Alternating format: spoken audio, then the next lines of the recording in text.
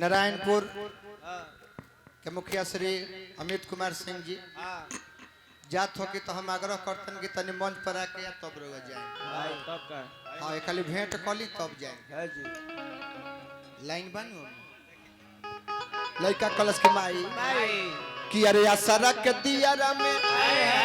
अरे नहीं के बाती राखब जराई के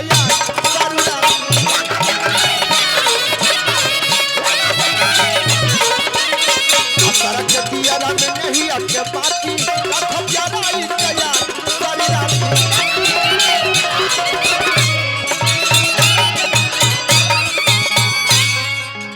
असरा के दियारा में नहीं के बाती राखब जराई के आज सारी रात अरे पड़ल बाया फतरा में तोहरो लल्ला नामा कियाई जैतूना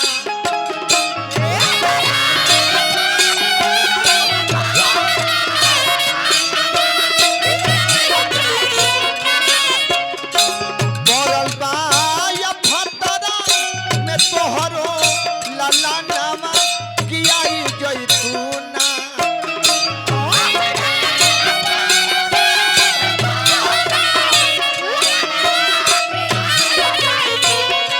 मैया मोर सुमिरा नामा कियाई जैतूना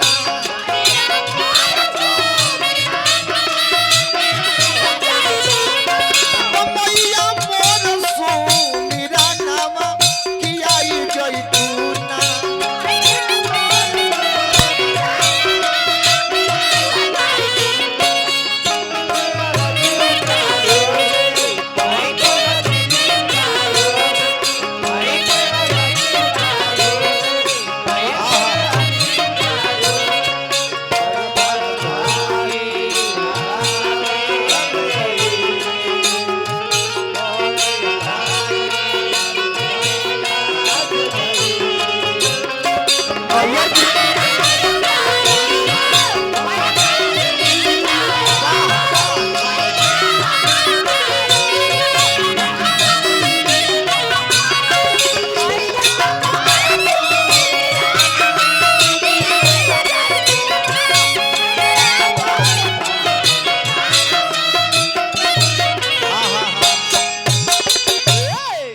लड़का कलश की माई न गावे के लूर हो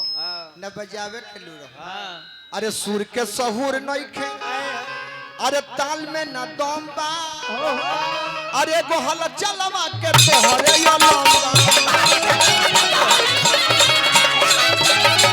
सुर के सहूर नहीं खे ताल में न दम बा ए गोहल चलवा के तोहरे या लंबा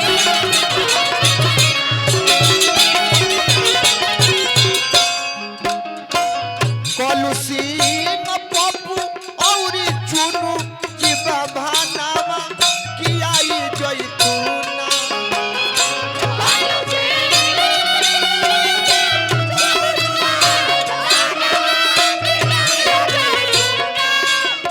कलु सिंह पप्पू संग में चुनु जीवा भानावा औरी बा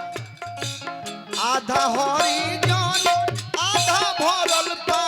समानावा कियाई जैतूना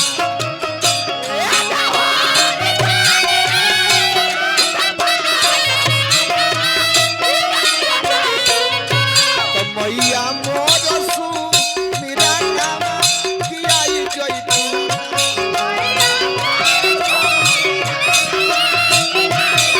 तोरे गोदी पूजा दुआ नामा कियाई जैतूना